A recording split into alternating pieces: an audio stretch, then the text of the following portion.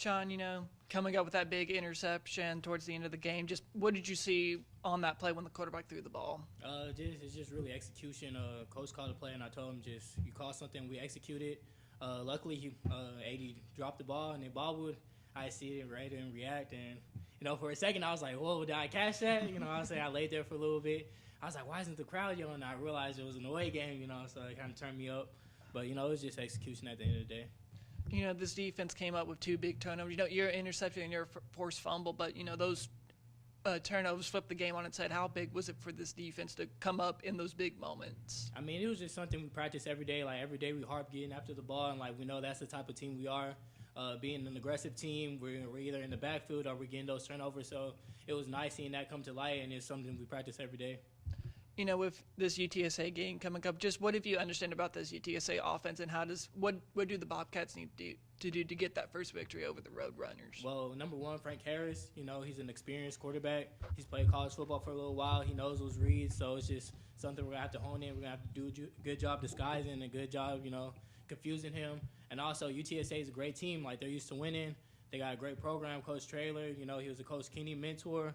So, it's just stuff like that. We understand they're going to be more of a tempo team. They're going to have some good guys that can stretch out the field. So, really just got to lock in, forget last week, and get ready for them. Having the San Antonio connection coming over from Incarnate Word, is there any carryover animosity towards UTSA for that in-city rivalry? I wouldn't say animosity. The only animosity is that we're going to play them next week, so we kind of need that. But I know the competitors, some former players used to go there or go there now. So it's just one of those things. You want to win. Being in San Antonio is going to feel like almost a homecoming game. So we're just going to want to get that dub. On Saturday, a big upset obviously for the Bobcats. It didn't seem to surprise a lot of the players or coaches or anybody. But what went into that confidence going into that game for this whole team? Just yourself, the players, the coaches. What made y'all so confident about that situation? Really, preparation. I texted the guys on Tuesday before the game. I told them, hey, if we do what we got to do this week, when Saturday comes, we're going to let loose and we're just going to let it fly. So we handled business. We were good on our checks every day. We were running to the ball. So when Saturday came, we was just so confident. There's nothing we didn't see because we prepared for it.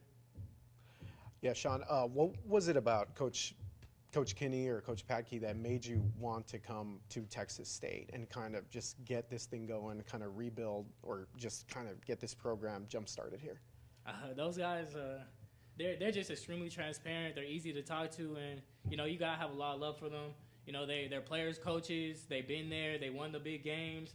They understand it. They got good mentors. They got a great staff. It's just there's so many intangibles that they have that, you can't really pass up when being able to get coached by people like that.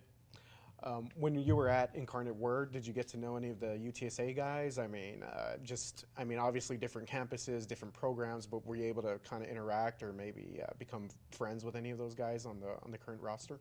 Yeah, currently there's a transfer, Elliot Davidson. He plays safety. He was a good safety for us at UIW. I actually hosted him whenever he came on his official visit, so me and Elliot were really close. He's a great player.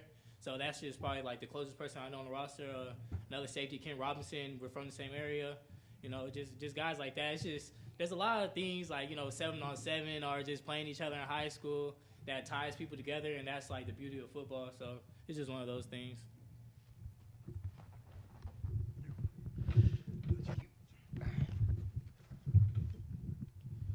Shawn, obviously having played in the FCS playoffs last year, we know that kind of helped you all get set for these pressure-packed situations, starting with Baylor with a Power 5. How did that experience in the FCS playoffs help you all out last week, and how does that help you out this week? As again, the dome with the roof can intimidate a lot of people.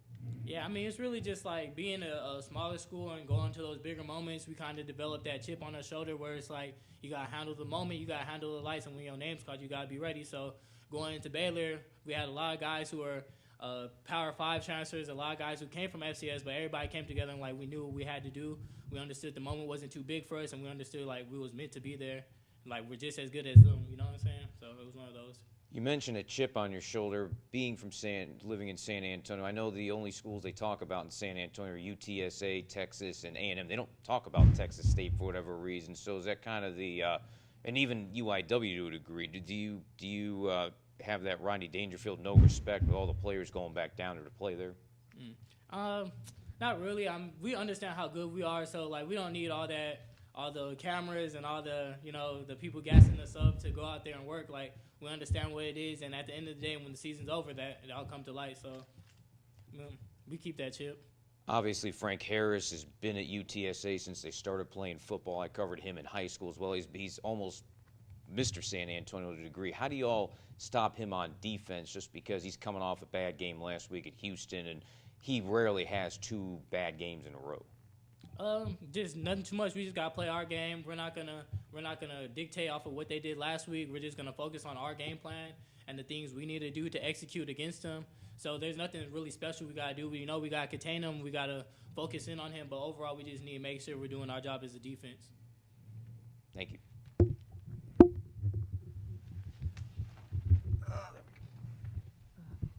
With this being such a rivalry game, obviously, a lot of these players from UTSA, obviously the connection with Coach Keenan, Coach Taylor. What is it about this game that I guess the familiarity and the intensity is almost seemingly getting ratcheted up to almost a 20?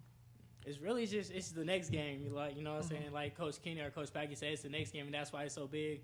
Next week you're gonna hear me talking about the next game being the biggest game of the season, just because it's the next one ahead of us. So. I mean, that just more added pressure, you know what I'm saying? But, it's nothing too big for us. We like that. We like coming in as an underdog. We like being in big crowds. We like the dome. Like, we want all that. This fuels us. So it's just something we're looking forward to.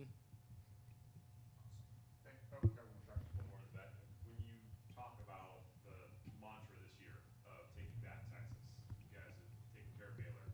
You have an opportunity to take care of UTSA. I believe those are the only 2 schools in Texas you're going to be playing this year. Gives you guys a little bit more notoriety here in this area. How good does it feel to now have another opportunity to take back Texas this weekend? It feels great. It feels great, man. Just being able to play the game is a blessing. Being able to win with my brothers is a blessing. And we gonna take back Texas all season, even if we're not playing in Texas. You feel me? Like we want to be the top school in Texas. Like we're not just going to beat the neighbor schools and stuff like that. We're trying to beat any school that passes our way. So take back Texas is really take back the nation.